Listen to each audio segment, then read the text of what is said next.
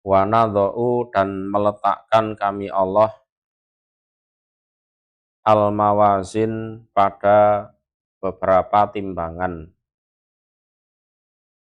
al-qista yang adil liyaumil kiamah untuk hari kiamat. Ini seperti surat Al-A'raf ayat 8. Wal wasnu yauma idzinil haq faman sakulat mawazinuhu faulaika humul muflihun. Jadi timbangan di hari itu, artinya di hari kiamat, itu hak. Jadi barang siapa yang timbangannya berat, maka mereka adalah orang-orang yang beruntung. Kalau soal timbangan sendiri, ada yang menjelaskan bahwa yang ditimbang adalah amalnya. Ya, ditimbang adalah amalnya. Ada juga penjelasan bahwa yang ditimbang itu orangnya. Seperti di akhir-akhir surat Kahfi itu, fala nukimu dan seterusnya itu. Jadi orangnya besar, gemuk, kemudian setelah ditimbang, ternyata bobotnya tidak ada seberat sayapnya nyamuk. Itu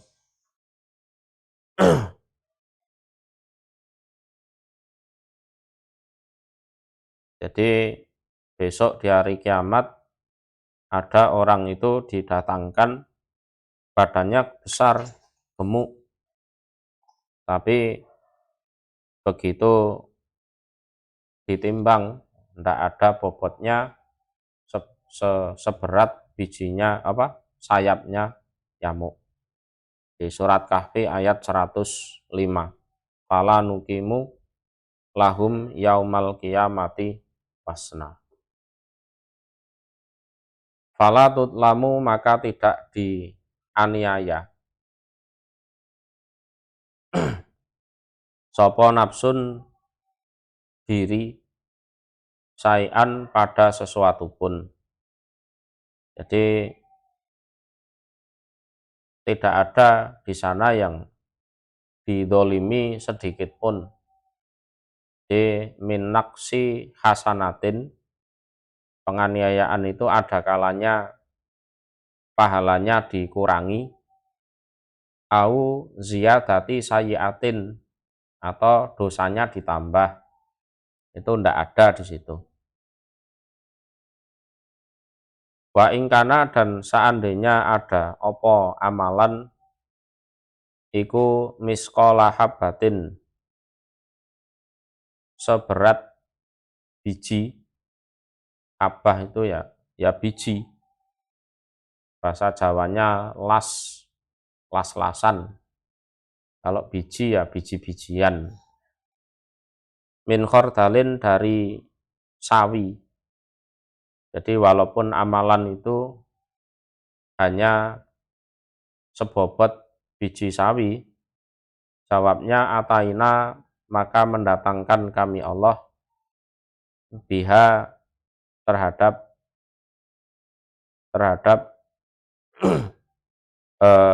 habbatin min khordalin, sesuai dengan timbangannya. Wakafa dan cukup sopo bina kami Allah iku hasibin orang-orang yang menghitung. Hasibin engkang ngitung. Jadi orang yang menghitung, zat yang menghitung. Jadi wakafa bina hasibin dan cukup kami Allah sebagai zat yang menghitung terhadap segala sesuatu. Ya termasuk amal-amalnya manusia itu. Walakot ataina dan niscaya sungguh telah memberi kami Allah Musa pada Nabi Musa, wa Harun dan Harun. Harun ini kakaknya Musa. Meninggalnya pun juga duluan Harun daripada Musa. Bahkan Musa itu difitnah oleh Bani Israel bahwa dialah yang membunuh Harun. Ya, jadi saking parahnya Bani Israel itu seperti itu. Musa ini kan orangnya agak keras kaku kan. Kalau Harun kan orangnya kalem, lunak, ngomongnya ya enak. Nah, Bani Israel itu kalau ada apa-apa mengadu itu, mengadunya ke Harun. Percuma ngadu ning Musa paling malah diamuk ngono kuwi. Gitu. Begitu Harun meninggal, Musa yang dituduh. Ini yang bunuh Harun itu pasti Musa. Loh kok bisa Musa iri sama Harun? Karena kita cenderung lebih seneng pada Harun daripada Musa. Ya memang Musa seperti itulah, hidupnya dramatis. Wis kelangan Mas, sik difitnah. Dhek sing mateni. Wal Furqan, al Furqana pada Furqan. Furqan di sini adalah kitab Taurat. Jadi at-Taurata al-Fariqata bainal haqi wal batil. Jadi yang memisahkan antara hak dan batal. Wal halali wal haram. Dan yang memisahkan yang halal dan yang haram. Jadi Furqan, Taurat ini ya diberi nama Furqan. Al-Quran juga diberi nama Furqan juga. Jadi Furqan itu adalah yang menjadi alat pembeda, yang membedakan antara benar dan salah, antara halal dan haram. Itu disebut Furqan. Nah, Furqan yang diberikan pada Musa dan Harun itu adalah kitab Taurat. Adapun yang diberikan pada Nabi Muhammad itu adalah Al-Quran. Wadiyaan dan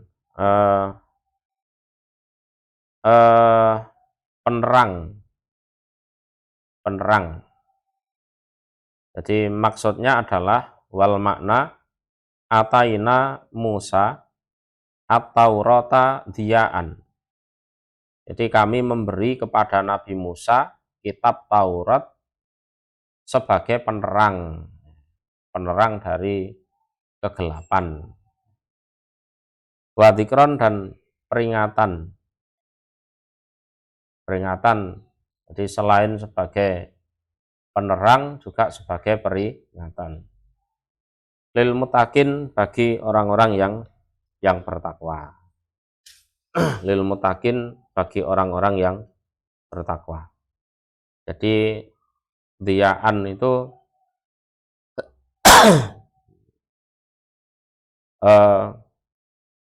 maf'ul sani. Jadi pada penerang atau bahasa Jawanya ing pepadang. Wadikron itu maf'ul salis. Jadi pada peringatan maknanya. Yang disebut orang-orang yang bertakwa, yaitu alladzina orang-orang. Yakhsauna yang takut mereka, alladzina Rabbahum pada Tuhan mereka, bil ghaibi dengan goib anin nas dari manusia. Artinya pada saat sendirian tidak ada orang lain di sekitarnya, dia tetap tidak melakukan pelanggaran. Jadi ai fil khola'i anhum. Jadi fil khola di dalam sepi, artinya sendirian, anhum dari mereka manusia. Atau makna bil ghaib ai maksudnya adalah yakhafunahu walam yarauhu. Jadi mereka takut pada Allah walam yarauhu, sementara mereka tidak pernah melihat Allah. Itu di tafsir Khazin atau tafsir Baghawi. Nah, orang-orang yang bertakwa itu adalah orang-orang yang takut pada Tuhannya dengan keadaan gaib. Jadi walaupun tidak dilihat orang, tidak ada orang, nah dia tetap tidak melakukan pelanggaran. Perintah tetap dijalankan, nah, larangan tetap dijauhi. Itu takwa seperti itu. Nah, kebanyakan orang kan kalau di hadapan orang banyak ya sok alim, ya, sok sopan, ya pinter menjilat lah, intinya pinter menjilat. Tapi waktu sendiri ya, kesempatan melakukan berbagai pelanggaran. Itu berarti tidak bertakwa seperti itu. Atau yahsauna rabbahum bil ghaib, artinya mereka itu takut pada Allah padahal ya tidak pernah lihat Allah. Ya, tidak pernah lihat Allah. Jadi sehingga takutnya dia menjalankan perintah, menjauhi larangan itu ya betul-betul karena Allah betul. Jadi bukan karena manusia, bukan karena apa-apa. Jadi ya kalau dipikir-pikir ya aneh ya. Tapi ya begitu orang bertakwa itu seperti itu. Lihat Allah ya enggak pernah, bentuknya kayak apa, modelnya kayak apa, enggak pernah, tapi dia mau melaksanakan perintahnya, menjauhi larangannya. Wahum dan utawi mereka. Ya memang ahli surga itu memang unik.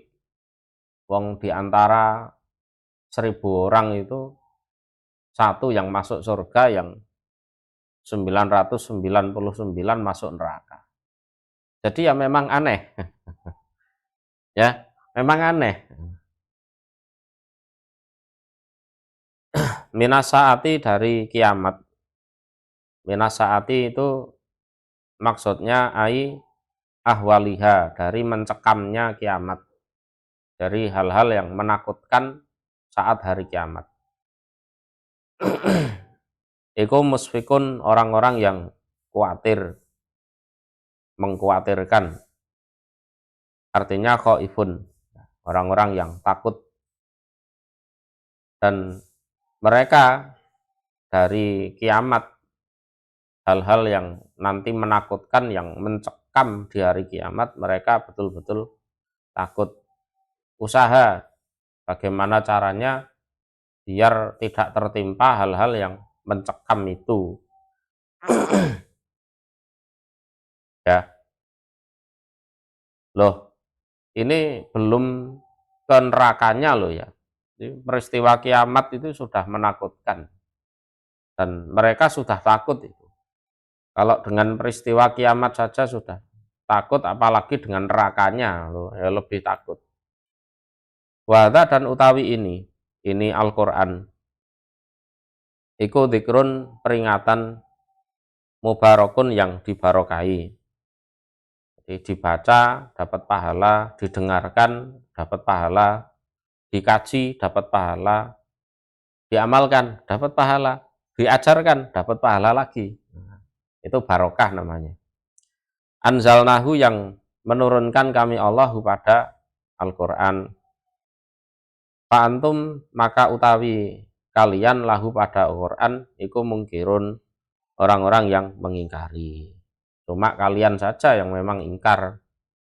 Nah iya kok bisa, kok iso ingkar ini. Afa antum, ya. Oh berarti diralat maknanya. Afa antum apakah maka utawi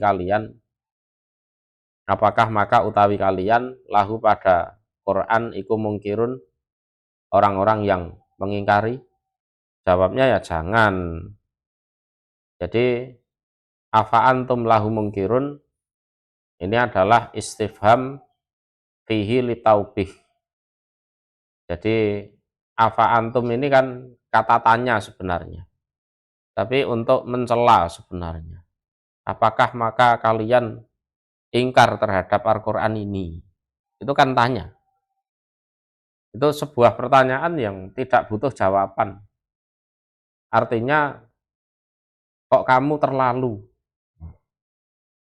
keterlaluan kalau kalian sampai ingkar pada Al-Quran. Padahal Al-Quran ini adalah peringatan yang dibarokai yang kami turunkan. Dibarokai yaitu tadi, ya. Didengarkan aja dapat pahala, ya. Ya, dibaca dapat pahala, dikaji dapat pahala lagi, diamalkan dapat pahala, diajarkan dapat pahala lagi. Dan masih banyak lagi, iso nggo nambani wong kena gangguan setan, kena gangguan sihir dan lain-lain, ya. Walakot ataina dan niscaya sungguh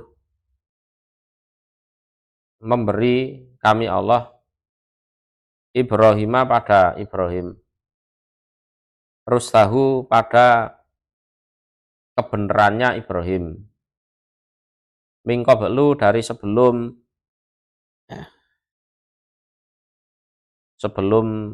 ini bisa bermakna sebelum Muhammad atau sebelum Al-Quran, ya, bisa bermakna sebelum Musa, sebelum Harun, ya, atau sebelum Balek, sebelum Nabi Ibrahim Balek itu sudah diberi kebenaran oleh Allah. Jadi min qablu ai hadahu qabla bulughihi. Jadi Allah memberi petunjuk pada Ibrahim sebelum beliau balek. Jadi sik cilik iku wis pinter. Iku nek pawaan dadi wong apik ngono kuwi. Jadi kecil itu sudah bisa mikir cerdas. Atau min qabli Musa wa Harun. Jadi dari sebelum Musa dan Harun. Wong Musa dan Harun itu masih keturunan Ibrahim. Masih keturunan Ibrahim. Atau min qablu ya sebelum Nabi Muhammad atau sebelum adanya Al-Qur'an. Ya jelas Nabi Muhammad juga keturunan Ibrahim juga. Wakuna dan ada kami Allah bihi terhadap Ibrahim iku alimin zat yang mengetahui. Alimin itu makna aslinya orang-orang yang mengetahui. Artinya ya zat yang mengetahui. Mengetahui kalau memang Ibrahim itu layak diberi hidayah. Jadi Allah tahu betul bahwa Ibrahim itu memang layak diberi hidayah. Jadi wakun nabihi alimin ai wakana ahlan lidzalika. Summa qala wakun nabihi alimin. Jadi wakana dan ada dia Ibrahim itu ahlan lidzalika. Jadi berhak untuk mendapat kebenaran. Kemudian Allah menfirmankan itu tadi wakun nabihi alimin. Itu di tafsir Ibnu Katsir. Ai maksudnya innahu min ahlil hidayah wan nubuwah. Itu kalau di tafsir Khazin. Innahu sesungguhnya Ibrahim min ahlil hidayah. Dari ahli hidayah wan nubuwah dan kenabian. Ketika itu qala berkata dia Ibrahim li abihi kepada bapaknya, namanya Azar. Azar itu sebenarnya nama berhala. Nama aslinya Tareh bin Nakur. Wa qaumihi dan kaumnya Ibrahim. Ma utawi opo apa hadhihi tamasil ini berhala. Ini berhala, yakni aswar wal asnam. Jadi aswar itu patung, wal asnam dan berhala. Ini apa ini? Berhala-berhala ini. Alati yang antum utawi kalian laha pada tamasil iku akifun orang-orang yang netepi. Netepi artinya nyembah.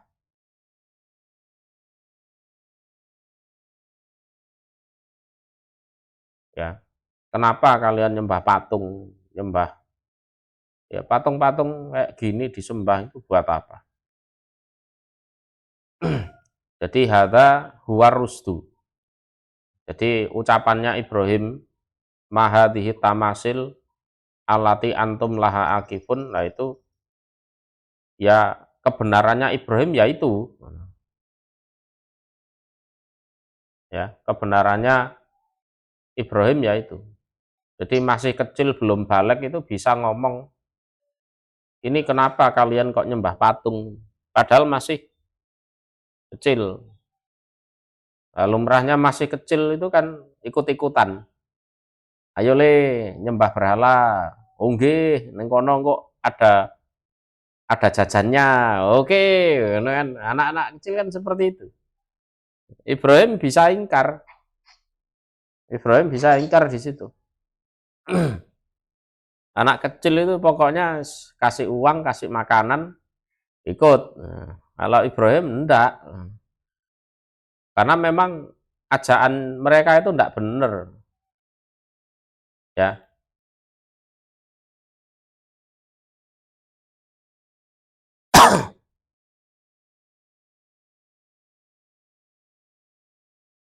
Alladzi utihi min sigorihi. Yang mana aku Allah memberi pada Ibrahim itu pada saat dia masih kecil. Ya, jadi al-ingkar ala qaumih. Jadi Ibrahim sudah bisa mengingkari atas kaumnya di ibadatil asnam min dunillah, dari nyembah berhala dari selain Allah. Itu tafsir Ibnu Katsir. Ya, itu sudah bisa ngeyel, sudah bisa protes. Patung disembah piye? Karepe piye? Qalu berkata mereka kaum ini ya seusia bapaknya, mbahnya itu jawab, wajadna menjumpai kami abaana pada bapak-bapak kami atau leluhur-leluhur kami. Laha pada tamasil abidin, orang-orang yang menyembah.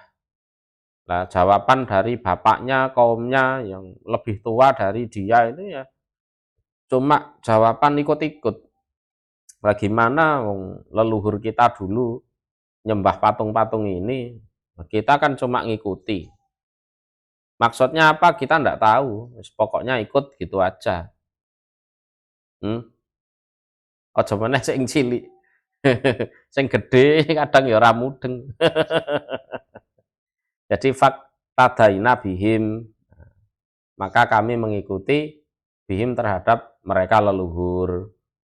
Jadi yang nyembah patung-patung ini aslinya ya leluhur-leluhur kita. Lah kita kan hanya mengikuti saja nak, gitu kan. Nyeluk Ibrahim ya nak ngono, ngancane sik cilik. Jadi protes itu berkelanjutan. Terus sampai Ibrahim gede. Qala berkata dia Ibrahim, lakot kuntum niscaya sungguh ada kalian. Antum ya kalian, ini sebagai takkid. Wa ba'ukum dan bapak-bapak kalian, artinya leluhur-leluhur kalian. Iku fi dholalin di dalam kesesatan mubin yang nyata. Ya berarti kalian dan mbah-mbah kalian, leluhur-leluhur kalian itu ada di kesesatan yang nyata, keliru kabeh. Walaupun kalian lebih tua, lebih banyak jumlahnya, nah, tapi ya keliru. Opong patung kok disembah. Nah, qalu berkata mereka, ajik tanah apakah datang kamu Ibrahim na pada kami bilhaq dengan membawa kebenaran di dalam ucapanmu itu loh. Jadi fi qaulika hadza, di dalam ucapanmu yang ini. Am ataukah anta utawi kamu Ibrahim iku minal laibin, termasuk orang-orang yang bermain-main. Ini kamu ngomong ini sungguh-sungguh ataukah kamu ini hanya bercanda? Ya, mereka menganggap Ibrahim sungguh-sungguh karena Ibrahim itu sudah berani berontak. Ya kan? Mereka menganggap Ibrahim main-main karena mereka pikir Ibrahim masih kecil. Mereka bingung. Iki bocah cilik, anak kecil kok omongane koyok wong tuwek, wani nantang. Ya kan? Diarani nantang, kok sik cilik. Kadang ya sik dolenan nekeran barang ngono iku. Ya opo iki bocah iki? Akhirnya ya mereka omongkan betul. Jadi kamu datang ke kami lewat ucapanmu itu ucapan bener, kamu sungguh-sungguh ngomong itu, apakah kamu itu termasuk orang yang hanya sekedar main-main, bercanda? Hmm? Apa sekedar main-main? Hmm? Itu. Ya, disidang, akhirnya disidang.